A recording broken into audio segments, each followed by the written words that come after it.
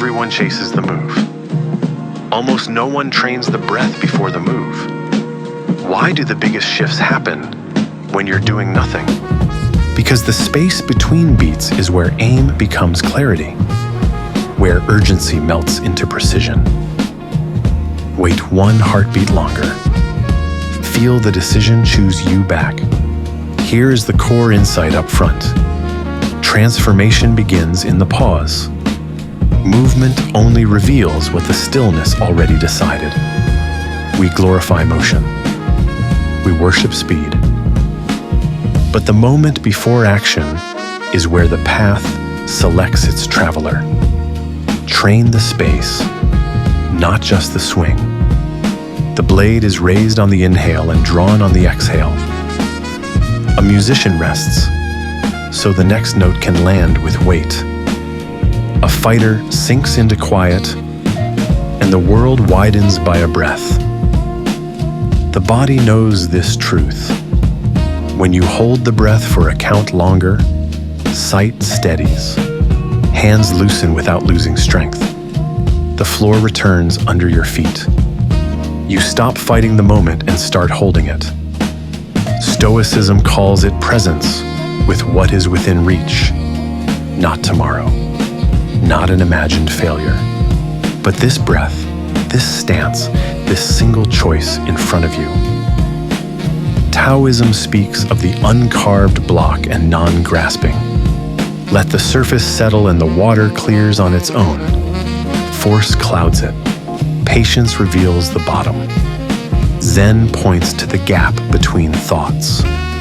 In that gap, a different kind of seeing arrives. Not analysis, direct contact. Alchemy gives this interval a furnace. Fermentation. The raw material of experience bubbles, dark and quiet, until it ripens into meaning. Nothing seems to happen, and yet everything changes. You think growth lives in your calendar. It also lives in empty hours, in the hangar between departures, in the long hallway while you wait for the next door to open. These are not delays. They are rooms where your next self is assembled. Picture 3 quiets. Stained glass light pooling on stone, while dust floats in a slow orbit of color. A single harmonica note hanging in the air long after the breath is gone. A freight hauler humming in a lonely bay. Metal ticking as it cools between runs. Nothing moves. And yet, listening there changes you. Because you discover the tension you were calling ambition. You notice which thought keeps knocking on the same locked door. You feel how urgency tries to run the show when clarity should. Now, the turn. The pause is not a retreat from life. It is the loading of the spring. It is the lining up of sight with aim. It is the moment where noise bleeds off until what remains is signal. Emotional contrast makes it obvious. Rush feels brave and becomes clumsy. Patience looks passive and becomes precise. So how do you train the pause? Start simple. One breath longer than you want to give. Let the impulse pass through you without carrying you. Feel the body arrive. Name the scene without judgment. Room, light, distance. A target is not conquered by panic. It is met by clarity. Listen for neutrality. As Bashar would say, circumstances arrive empty. Meaning is provided by state. Choose the state first. Then move. Give the mind a single line of sight. Choose one objective only.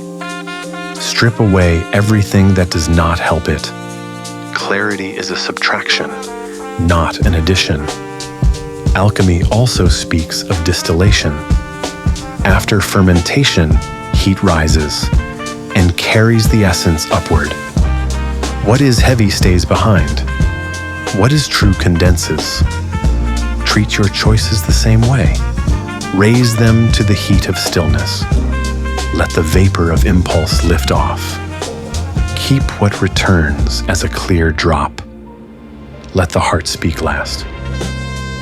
When the body is steady and the mind is clear, emotion becomes guidance instead of fuel.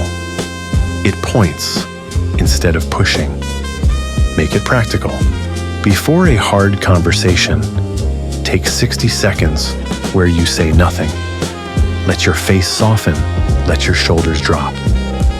Ask, what is the one honest sentence I can say without defense? Before a decision, put your device face down and step to a window. Count 4 as you breathe in. Hold 4, release 4. Repeat until the next beat becomes obvious.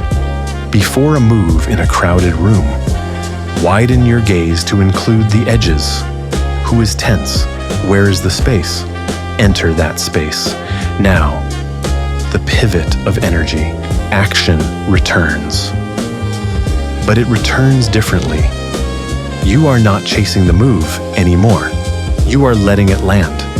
One clean step, one precise sentence, one small, high-leverage adjustment.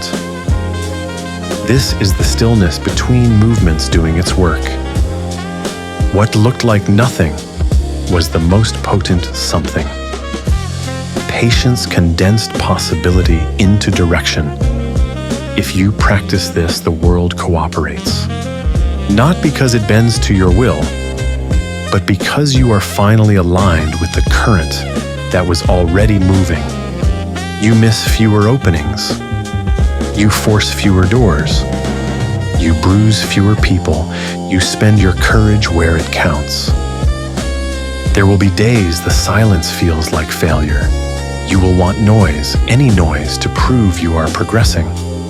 Hold the line. Let the interval mature the decision.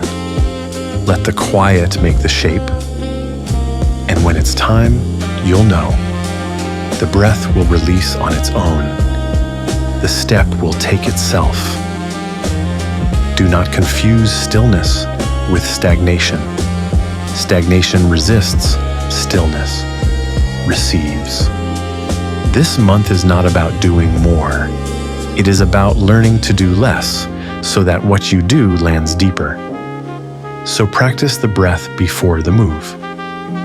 Practice the count before the leap. Practice the room before the door. Because the space between beats is where aim becomes clarity.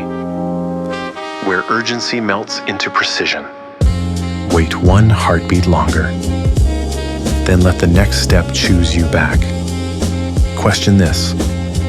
If you gave the next step one more breath, what would arrange itself in the quiet? And would you recognize it when it arrived?